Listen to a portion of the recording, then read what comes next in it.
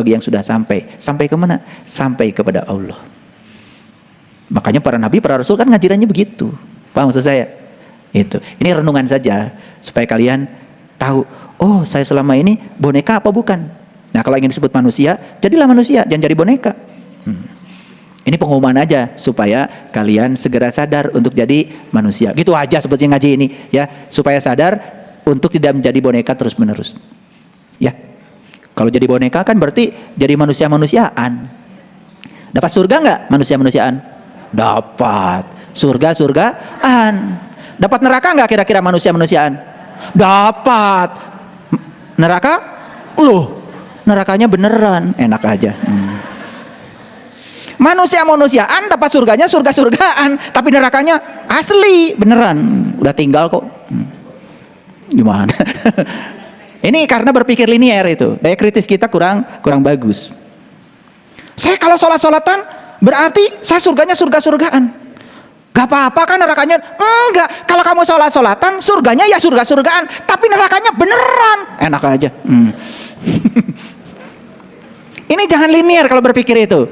Makanya sesekali daya kritis kita itu dimunculkan, daya kreatif itu dimunculkan karena kita oleh Allah diberi kelebihan jelema teh dalam pikirannya. Yang disebut jelema. Nah, baik ya. Jadi manusia menganggap atribut yang diberikan kepadanya dalam tidak tahu apa-apa, begitu sudah besar dianggapnya itu adalah dirinya sendiri. Itu yang berbahaya. Itu jadi tubuhnya sendiri dianggap atribut pemberian dari kekuatan buta itu. Paham sampai sini? Oke, lanjut. Jadi sebetulnya apa kekuatan buta itu? Kekuatan buta itu adalah paradigma orang tua. Nih, ayo kita sadari. Orang tua kesadarannya beda-beda. Oke. Orang tua A akan ngasih paradigma A dong pada anaknya. Orang tua B akan ngasih paradigma B pada anaknya. Orang tua C akan ngasih paradigma C dengan orang. Dan yang akan diberikan pada anaknya tidak mungkin yang keluar dari paradigma kedua orang tuanya. Bayangkan, kapan anak ini lolos menjadi dirinya sendiri? Gak bisa. Dia hanya akan mengikuti paradigma kedua orang tuanya. Yuk kita sadari lagi. Yang kedua, pikiran orang tua. Yang ketiga, sistem kepercayaan orang tua. Jujur ya, agama yang kita anut sekarang ini bukankah warisan? Karena orang tua beragama A, kita beragama A. Kalau orang tuanya beragama B, kita juga akan B. Betul nggak? Hampir tidak ada kesempatan bagi setiap manusia yang datang ke semesta ini untuk memilih apa keyakinannya. Beda ya, mohon maaf. Kalau orang barat, kalau sudah umur 17, sudah merayakan hari kedewasaannya, dan saat 17, kemudian mereka itu dibilang oleh orang tuanya, kamu sudah dewasa, silakan kamu menentukan nasibmu sendiri. Bahkan orang tua hanya bertanya, kamu harus punya agama, tapi silahkan kamu memilih agamamu sesuai dengan yang cocok bagimu. Hebat.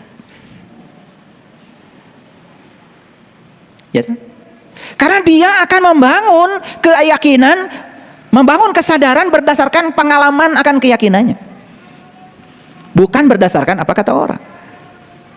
Oke, sekolah. Nih saya kasih tahu. Dulu kita sekolah dilempar kapur, dilempar penghapus, dipukul sama penggaris. Pernah cerita nggak sama orang tua? Tidak. Dan itu dianggap sebagai pendidikan. Padahal itu kekerasan di sekolah. Kekerasan di sekolah. Baru sekarang pada sadar kalau itu kekerasan. Tapi sekian tahun kita jadi boneka dan menganggap itu legal, itu boleh asal dilakukan oleh guru. Makanya guru di sekolah masuk anak kita ke kelas, tutup pintu, dan dia melakukan tindakan semena-mena pada anak kita tanpa diberitahu kita apa yang dilakukan oleh mereka. Apa yang dicekokkan pada mereka? Paradigma apa? Mohon maaf, bisa jadi pikiran guru dimasukkan menjadi pikiran siswa. Makanya saya bilang, guru yang sebenarnya di sekolah bukan guru yang itu, tapi anak didik kita itulah guru yang sebenarnya. Makanya kemarin saya diundang ya oleh para guru di Malaysia. Ada sekitar 40 guru yang ikut pelatihan dengan saya. Judul pelatihannya, tajuk pelatihannya adalah bagaimana menempatkan anak didik sebagai guru di sekolah. Ternyata ada guru besar di sana, Pak Azhari namanya. Beliau terkaget dengan konsep saya. Oh, jadi sebetulnya yang harus menjadi guru di sekolah itu adalah anak didik kita. Karena selama ini kita menganggap anak didik kita itu adalah gelas kosong yang siap diisi oleh guru. Salah besar. Mereka itu adalah manusia unik, tamu agung yang datang ke semesta untuk menjadi diri mereka sendiri. Tugas guru adalah fasilitator untuk membantu mereka menjadi diri mereka sendiri, bukan untuk menjadi guru. Apa yang terjadi di sekolah sekarang? Guru menilai anak didik sesuai dengan ukuran guru. Anak tidak dididik sesuai dengan ukuran anak. Sama kita pun di rumah begitu. Anak kita diukur sesuai dengan ukuran orang tuanya. Anak tidak diukur oleh ukuran anak. Harusnya ketika kita melihat anak, lihat kamu seusia anakmu itu. Sadari. Anak SD umur 6 tahun, 7 tahun. Belajar berhitung, 4 tambah 4. Perlu bantuan apel 4. Baru tahu isinya 8. Perlu bantuan, logikanya belum sampai. Apa yang kita katakan pada anak? Gitu aja kok, gak bisa. Padahal kamu dulu seusia mereka. Lebih konyol daripada anak kita. Anak kita masih perlu bantuan yang belum bisa berpikir secara abstrak. 4 tambah 4, belum ngerti 4 itu apa. Mereka harus pakai 4 jari tambah 4 jari, harus real. Atau 4 apel tambah 4 apel, harus real. Sehingga jumlahnya 8. Kita saja sekarang udah apal cangkem. 4 tambah 4, 8. Anak kita belum bisa logikanya. Tapi kita bilang sama anak, gitu aja kok gak bisa. Bodoh kamu. Wah, mulai kata-kata binatang keluar. Padahal kamu dulu seusia anakmu itu, pernah ingat gak usia 7 tahun kamu seperti apa? Baca aja belum bisa. Bahkan huruf A, B, C, D aja kamu belum kenal. Baru bisa begini aja. Dari maksud saya, coba ukur anak dengan ukuran anak. Jangan ukur anak dengan ukuranmu. Sama seperti guru di sekolah, semua anak diukur oleh ukuran guru. Dan guru kemudian marah, melemparkan penghapus, kapur ketika anak tidak bisa. Dia sedang tidak adil di sekolah karena anak dididik dengan ukuran guru. Makanya sekarang muncullah yang namanya kurikulum merdeka belajar. Anak itu harus merdeka dalam belajar. Kalau dia tidak mau belajar matematika, jangan dihukum. Tanya, mau belajar apa kamu? Saya mau melukis, ibu guru. Suruh melukis. Dan dipaksa di kelas. Karena itu penindasan. Itu baru disadari sekarang setelah kita merdeka 77 tahun. Kalau kita selama ini menindas anak didik. Maka dibuatlah sekarang namanya sekolah-sekolah penggerak. Dihadirkan guru-guru yang berkesadaran. Semoga sadar. Saya tidak pakai mudah-mudahan, gak akan terkabul. Semoga sadar. Kalau pakai mudah-mudahan, jelas gak terkabul. Tradisi, budaya yang berkembang di masyarakat, itu juga sudah mencengkram mereka untuk tidak jadikan mereka dirinya sendiri. Mohon maaf Bapak Ibu, pernah gak anak Bapak Ibu bertanya, Mama, kenapa mesti sholat? Pernah? Kenapa pertanyaan itu tidak muncul? Karena anak kita dari sejak lahir sudah dibasmi kecerdasannya. Harus nurut ya. Ibu sangat sayang sama kamu. Ibu sangat cinta sama kamu. Dan cinta kita bersyarat, asal kamu nurut ya sama ibu. Kurang ajar. Cinta macam apa pakai syarat? Ibu akan sayang sama kamu kalau kamu nurut sama ibu. Nurut ya. Kamu harus sekolah di sini. Nanti kamu harus bekerja di sini.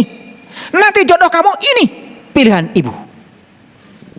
Orang tua macam apa? Semua haknya dirampas. Bahkan saat anak menggunakan sepatu kaos kaki terbalik, langsung ibunya berteriak, lila pisaan. Sini sama ibu. Kesempatan anak untuk mengalami pengalaman pakai kaos kaki terbalik dirampas oleh ibunya. Padahal biarkan dia pakai kaos kaki terbalik sampai dia mengalaminya. Dan nanti dia akan bilang, gak enak nih pakai kaos kaki. Oh itu terbalik nak. Biarkan dia yang membalikan sampai dia mendapatkan enak. Itu pelajaran. Jangan semua diambil alih oleh orang tua. Yuk, sering gak kita merampas hak anak untuk bisa? Sering gak kita merampas hak anak untuk mengalami? Lihat saya semuanya. Apakah sekarang saya sedang berbicara pada orang tua atau anak? Orang tua apa anak? Saya sedang berbicara sama anak yang pura-pura jadi orang tua. Saya harus bicara ini karena nanti takut gak sadar. Gak apa-apa, kan itu buat anak. Bukan, saya sedang berbicara dengan anak yang sudah mengaku dirinya orang tua, sudah kehilangan kesadaran waktu jadi anak. Itu sebetulnya, jadi mohon maaf ya, ini saya bicara dengan anak. Kan ini anak yang sudah gede-gede kan? Iya. Jadi artinya, yuk kita bangun. Kenapa selama ini kita Tidak sadar kalau kita itu belum menjadi diri kita. Akibatnya kita sering konflik dengan pikiran kita sendiri, kemudian kita konflik dengan orang lain. Karena kita tidak menjadi diri kita yang asli.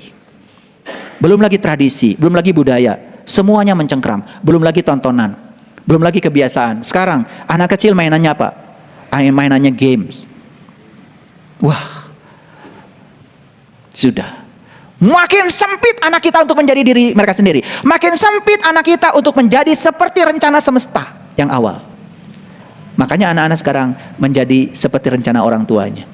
Jadi orang tuanya profesinya A, bangga kalau anaknya profesinya A. Orang tuanya profesinya B, bangga kalau anak profesinya B. Katanya mewariskan ya profesi kedua orang tuanya. Bisa jadi bahkan anak itu tidak sesuai dengan yang bakat dia itu tidak sesuai dengan yang diinginkan orang tua, tapi dipaksa demi cinta yang bersyarat tadi. Kamu dengar ya, ayah ibu itu saking sayangnya sama kamu, kok sayang menindas. Tapi berapa banyak orang yang tua yang sadar kalau saat dia memaksakan kehendaknya pada anak, sebetulnya kita sedang menindas. Bapak Ibu, apalagi wilayah keyakinan, ini runyam sekali. Karena anak-anak sekarang dibungkam untuk tidak boleh bertanya. Sholat, nanti ibu pukul ya. Itu kekerasan dalam agama. Padahal kita tahu la ikraha fiddin, tidak boleh ada paksaan dalam agama. Paham nggak maksud ayat itu? La ikraha fiddin, tidak boleh ada paksaan dalam agama. Artinya apa? Ajarkan agama yang menarik, ajarkan agama yang membahagiakan, ajarkan agama yang membuat mereka mau mengamalkan. Ngerti maksud saya? Gitu nggak pelajaran agama kita? Yang paling gampang menteror anak dengan surga dan neraka. Paling gampang. Teror saja terus dengan itu. Nah, semua kekuatan buta berhasil menyelewengkan niat semesta dengan kelahirannya, sehingga manusia gagal menjadi dirinya sendiri. Jadi sekarang mengerti kekuatan buta? Kekuatan buta itu adalah paradigma orang tua, paradigma guru, paradigma lingkungan, tradisi, budaya yang tidak mengizinkan anak-anak kita saat lahir ke dunia menjadi diri mereka sendiri. Maaf ya. Sekarang orang tua ke masjid, dia kemudian ambil speaker, dia nyanyi lagunya berbahasa Arab. Didengar gak sama anak-anak?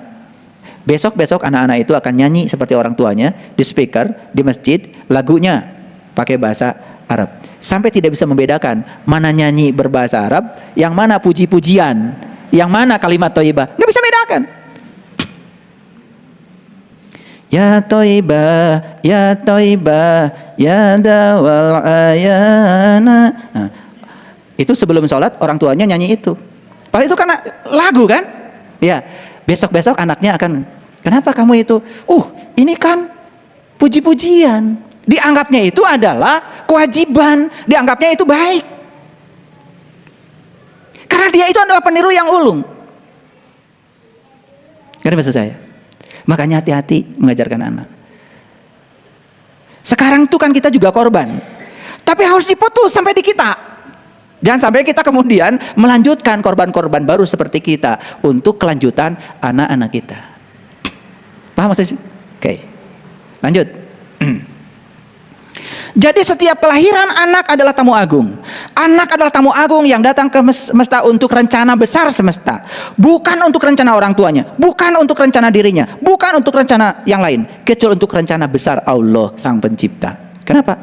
Makanya kita diajarkan, apapun yang kamu lakukan, ucapkan Bismillahirrahmanirrahim. Apa maknanya?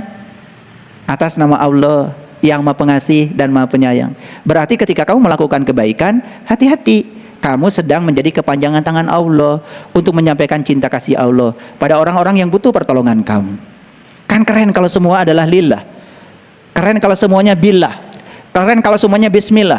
Keren kalau semuanya alhamdulillah. Bapak Ibu, belum lagi sistem ekonomi, belum lagi sistem politik. Wah, seluruh sistem telah memenjarakan setiap yang lahir ke semesta ini untuk tidak menjadi diri mereka sendiri. Apa yang terjadi? Ketika manusia berada dalam kuasa kekuatan buta tadi, satu, sulit untuk menjadi diri sendiri. Dan selalu mengizinkan semua orang ikut campur dalam mengatakan bahwa Anda harus cara ini, Anda harus menjadi seperti itu. Yuk, dari kecil pertanyaan kita pada anak selalu saja, nanti kalau sudah besar pengen jadi apa? Susan, kalau gede mau jadi apa? Mau jadi dokter. Jos.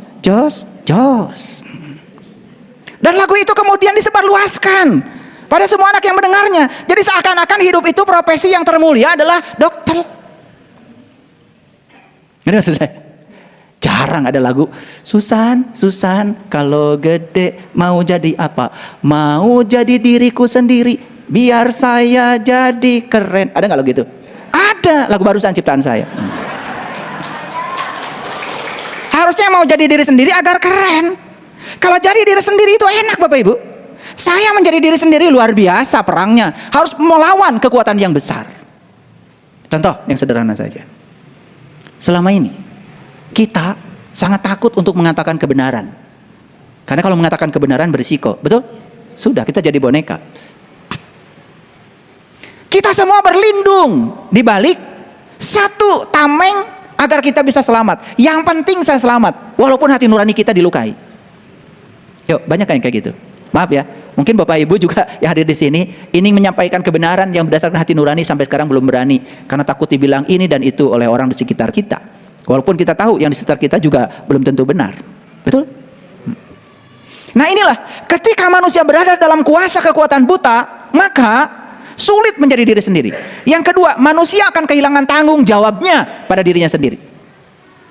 Dan yang ketiga, akhirnya berpura-pura baik, berpura-pura senang, berpura-pura menghormati, padahal tidak sesuai dengan hati nurani. Karena takut, karena kebanyakan orang seperti itu. Makanya di Quran ada kata-kata yang sangat beralasan bagi saya. Allah mengatakan begini, wa may yatabi'u aksaruhum illa dzanna.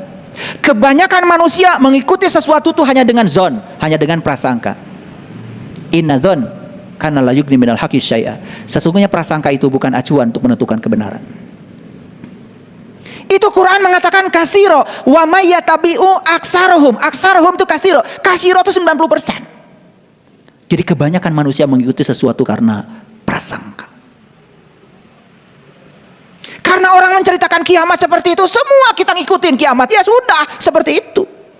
Lalu manusia nanti akan dibangkitkan dari kubur seperti suung, seperti jamur, lalu dibariskan. Betul nggak? Iya. Kemudian masuk di timbangan. Yang banyak kebaikannya masuk surga, yang banyak keburukannya masuk neraka selama-lamanya. Dendam banget Allah. Seburuk-buruknya hakim di dunia menghukum manusia ada batasnya. Masa Allah menghukum hambanya sendiri yang dicintainya seneng-eneng? Khalidina fiha abadi katanya dalam neraka. Allah dendaman banget. Katanya Allah maha pengasih, maha penyayang. Katanya Allah maha pengampun. Tapi kita sulit melepaskan paradigma itu. Sampai sekarang kita masih menganggap Allah itu seakan-akan sadis, dendam. Kalau kamu rajin nyembah Allah, maka kamu akan disayang Allah. Kalau kamu tidak rajin, kamu akan dikutuk. Wah, dikutuk, diazab. Ya, sampai kita berani mengatakan ketika orang lain sedang mendapatkan masalah, oh pantesan dia mah sedang diazab oleh Allah. Allah mana yang mengazab manusia yang dicintainya? Allah buatanmu sendiri. Bukan Allah yang sebenarnya. Masa Allah begitu? Kamu kegores saja di dapur waktu sedang nyisik bawang, Allah diam-diam membereskan sel-sel yang terkoyak oleh pisaumu itu. Dibereskan kembali satu persatu, diuntai dengan cinta kasihnya. Dia tinggal di seluruh sel dalam tubuh kita. 2-3 hari kering, sudah bagus lagi. Sampai kamu lupa kalau saat itu pernah tergores. Begitu cinta kasihnya Allah. Bahkan sekarang dia bersama kita, lebih dekat daripada urat di leher kita, memenuhi seluruh kebutuhanmu yang terbaik yang dipilihkan oleh Allah. Dia tidak memenuhi keinginanmu karena keinginanmu belum tentu baik, tetapi selalu memenuhi segala kebutuhanmu. Subhanallah. Kok itu tidak disadari? Jadi ketika manusia ini tidak ada lagi ruang gerak untuk menjadi dirinya sendiri karena semua sudah menjadi penjara, apa yang terjadi? Tidak bisa lagi mengabaikan orang lain dan ingin menjadikannya sebagai sesuatu yang lain. Perhatikan saya, di sekitar kita ini semua orang ingin menjadikan kita sesuatu yang lain.